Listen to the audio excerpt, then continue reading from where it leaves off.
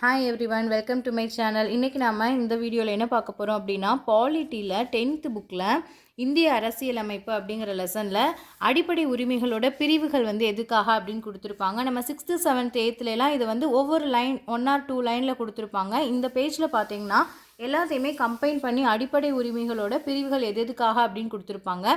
So இது நம்ம என்ன பண்ணலாம் அப்படின்னா, ஈஸியாக மெமரைஸ் பண்ணிக்கணும் அப்படின்னா, இந்த அடிப்படை உரிமைகளை ஆர்டராக ஃபஸ்ட்டு ஞாபகம் வச்சுக்கோங்க. ஃபர்ஸ்ட் ஒன் சமத்துவ உரிமை, சுதந்திர உரிமை, சுரண்டலுக்கு எதிரான உரிமை, சமய சார்பு உரிமை, கல்வி கலாச்சார உரிமை அண்ட் அரசியலமைப்புக்குட்பட்டு தீர்வு காணும் உரிமை. ஸோ ஃபர்ஸ்ட் ஒன் சமத்துவ உரிமை. இது வந்து எதுலேருந்து எது வரைக்கும் அப்படின்னா பிரிவு 14லேருந்து பிரிவு 18 வரைக்கும் இருக்கும் உங்களுக்கு. ஸோ இந்த பிரிவு 14 to 18 இந்த மாதிரி நீங்கள் ஆர்டராக நீங்கள் ஞாபகம் வச்சுக்கிட்டிங்கன்னா உரிமைகளை, இந்த பிரிவுகளையும் நமக்கு ஆர்டராகவே இருக்கும். ஸோ நம்ம ஈஸியாக மெமரைஸ் பண்ணிக்கலாம். ஸோ ஃபர்ஸ்ட் ஒன் சமத்துவ உரிமை பிரிவு 14லேருந்து 18 வரைக்கும் இருக்குது. ஸோ பிரிவு 14 என்ன சொல்லுது அப்படின்னா, சட்டத்துக்கு முன்னாடி எல்லாருமே சமம். பிரிவு 15 ஜாதி, மதம், இனம், பாலினம், பிறப்பிடம் இந்த அடிப்படையில் வந்து பாகுபடுத்துவதை வந்து தடை செய்யுது. பிரிவு 16 வந்து பொது வேலைவாய்ப்புகளில் எல்லாருக்குமே சம வாய்ப்பு அளிக்கிறது. பிரிவு 17 தீண்டாமையை ஒழிக்கிறது. பிரிவு 18 வந்து இராணுவ மற்றும் கல்விசார் பட்டங்களை தவிர எல்லா பட்டங்களையும் நீக்கிறது. ஸோ இந்த 5 பிரிவு வந்து எதுக்கு கீழே இருக்குது அப்படின்னா சமத்துவ உரிமை கீழே இருக்குது. ஸோ செகண்ட் ஒன் சுதந்திர உரிமை. சுதந்திர உரிமை இது பார்த்தீங்க அப்படின்னா பிரிவு 18லேருந்து அதுக்கப்புறமா ஆர்டராக வரும் உங்களுக்கு. பிரிவு 19லேருந்து பிரிவு 22 வரைக்கும் சுதந்திர உரிமையில் வரும். பிரிவு 19 என்ன சொல்லுது அப்படின்னா பேச்சுரிமை, கருத்து தெரிவிக்கிற உரிமை, அதுக்கப்புறமா நாட்டில் எங்கே வேணாலும் தொழில் செய்கிற உரிமை, இது எல்லாத்தையுமே வந்து பிரிவு 19 சொல்லுது. பிரிவு 20 வந்து குற்றஞ்சாட்டப்பட்ட தனிநபர்களுக்கு வந்து தண்டனையிலேருந்து பாதுகாப்பு பெற உரிமை. பிரிவு 21 வாழ்க்கை மற்றும் தனிப்பட்ட சுதந்திரத்துக்கு வந்து பாதுகாப்பு பெற உரிமை. இது கீழே பார்த்தீங்க அப்படின்னா 21A ஒரு பிரிவு இருக்கும். ஸோ இதை மறந்துடக்கூடாது. 21க்கு அப்புறமா 21A இருக்குது. ஸோ அது எதுக்காக அப்படின்னா தொடக்க கல்வி பெற உரிமை. நெக்ஸ்ட்டு பிரிவு 22. ஸோ இது எதுக்காக அப்படின்னா சில வழக்குகளில் கைது செய்கிறது, அதுக்கப்புறமா வந்து அதுலேருந்து நம்ம பாதுகாப்பு பெறுறது, இதுக்கான வந்து உரிமை தான் இந்த பிரிவு 22. ஸோ தேர்ட் ஒன் பார்த்தீங்க அப்படின்னா சுரண்டலுக்கு எதிரான உரிமை. இது வந்து பிரிவு 23. இதுக்கு கீழே ஒரு 2 பிரிவு வரும். பிரிவு 23, பிரிவு 24. ஸோ இதுக்கு கீழே ஒரு 5 பிரிவு, இதுக்கு கீழேயும் ஒரு 5 பிரிவு வரும். சுதந்திர உரிமை கீழேயும் ஒரு 5 பிரிவு வரும். ப்ளஸ் இந்த 21A மறந்துடாதீங்க.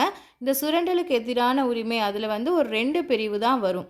ஸோ பிரிவு 23 என்ன சொல்லுது அப்படின்னா இந்த கட்டாய வேலை, மனித தன்மையற்ற வியாபாரத்தை வந்து தடுத்தல், இந்த கொத்தடிமை இதெல்லாம் வந்து தடுக்கிறத பற்றி சொல்லியிருக்கோம். பிரிவு 24 என்ன சொல்லியிருக்கோம் அப்படின்னா தொழிற்சாலைகளில், ஆபத்தான இடங்களில் குழந்தை தொழிலாளர்கள் முறையை வந்து தடுக்க. நெக்ஸ்ட்டு சமய சார்பு உரிமை. இதுக்கு கீழே ஒரு 4 பிரிவு வந்து இருக்குது உங்களுக்கு.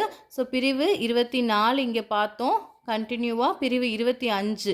ஸோ இது எதுக்காக அப்படின்னா எந்த ஒரு சமயத்தையும் நம்ம ஏற்கவும் பின்பற்றவும் பரப்பவும் உரிமை இருக்குது. பிரிவு 26 வந்து சமய விவகாரங்களை நிர்வகிக்கிற உரிமை. பிரிவு 27 எந்த ஒரு மதத்தையும் பரப்புவதற்கு வரி செலுத்துவதற்கு எதிரான சுதந்திரம்.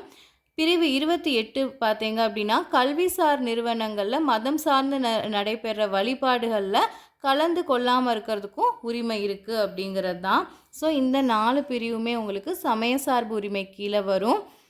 நெக்ஸ்ட்டு கல்வி கலாச்சார உரிமை. ஸோ பிரிவு 28, அதுக்கப்புறமா பிரிவு 29 கல்வி கலாச்சார உரிமையில் 2 பிரிவு வரும்.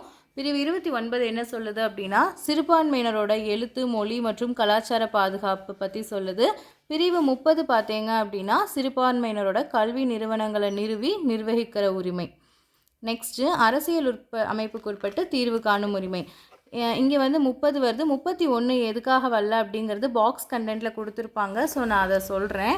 ஸோ நெக்ஸ்ட்டு பிரிவு 32 வந்து எதுக்காக அப்படின்னா தனிப்பட்டவரோட அடிப்படை உரிமைகள் வந்து பாதிக்கப்படுறப்ப நம்ம என்ன பண்ணலாம் அப்படின்னா நீதிமன்றத்தை அணுகி நமக்கான உரிமையை வந்து பெற்றுக்கலாம். ஸோ இதுதான் வந்து இந்த அரசியலமைப்புக்கு உட்பட்டு தீர்வு காணும் உரிமை. இதில் வந்து ஒரே ஒரு பிரிவு தான் இருக்குது, பிரிவு 32. ஸோ இங்கே பாருங்கள், இந்த பிரிவு 30க்கு அப்புறமா நமக்கு வந்து 32 வந்துருச்சு இல்லையா. அந்த பிரிவு 31ல் என்ன இருந்தது அப்படின்னா சொத்துரிமை அப்படிங்கிறது வந்து இருந்திருக்கு. ஸோ 1978 44வது அரசியலமைப்பு சட்ட திருத்தம் பண்ணியிருக்காங்க. அப்போ என்ன ஆச்சு அப்படின்னா, அடிப்படை உரிமைகள்லேருந்து பிரிவு 31 அப்படிங்கிறத வந்து நீக்கிட்டாங்க. அந்த சொத்துரிமை அப்படிங்கிறது தான் இருந்திருக்கு, அதை வந்து நீக்கிட்டாங்க. அதை என்ன பண்ணாங்க அப்படின்னா, இது இந்திய அரசியலமைப்பு சட்டம் பகுதி 12ல் பிரிவு 300A கீழே ஒரு சட்ட உரிமையாக கொண்டு வந்துட்டாங்க. 44வது அரசியல் சட்ட அமைப்பு திருத்தப்படி அடிப்படை உரிமையில் இருந்த பிரிவு 31 சொத்துரிமையை சட்ட உரிமையாக மாற்றிட்டாங்க. ஸோ இதுதான் வந்து இந்த பிரிவுகள் வந்து என்னென்ன அப்படிங்கிறது. ஸோ குவிக்காக ஒரு ரிவிஷன் பார்த்துடலாம். ஃபர்ஸ்ட் வந்து அடிப்படை உரிமைகளை வந்து ஆர்டராக நீங்கள் ஞாபகம் வச்சுக்கோங்க. சமத்துவ உரிமை, சுதந்திர உரிமை, சுரண்டலுக்கு எதிரான உரிமை, சமயசார்பு உரிமை, கல்வி கலாச்சார உரிமை, அரசியல் உரிமைக்குட்பட்டு தீர்வு காணும் உரிமை. ஸோ இந்த சமத்துவ உரிமையில் பிரிவு 14லேருந்து 18 வரைக்கும் ஒரு 5 பிரிவுகள் இருக்குது. சுதந்திர உரிமையில் பிரிவு 19லேருந்து 22 வரைக்கும். இதில் 21A 21 இருக்குது. 21A அப்படிங்கிறது எக்ஸ்ட்ரா இருக்குது. ஸோ இந்த 21A எதை சொல்லுது அப்படின்னா, தொடக்க கல்வி பெற உரிமை. நெக்ஸ்ட்டு சுரண்டலுக்கு எதிரான உரிமையில் 2 பிரிவு இருக்குது.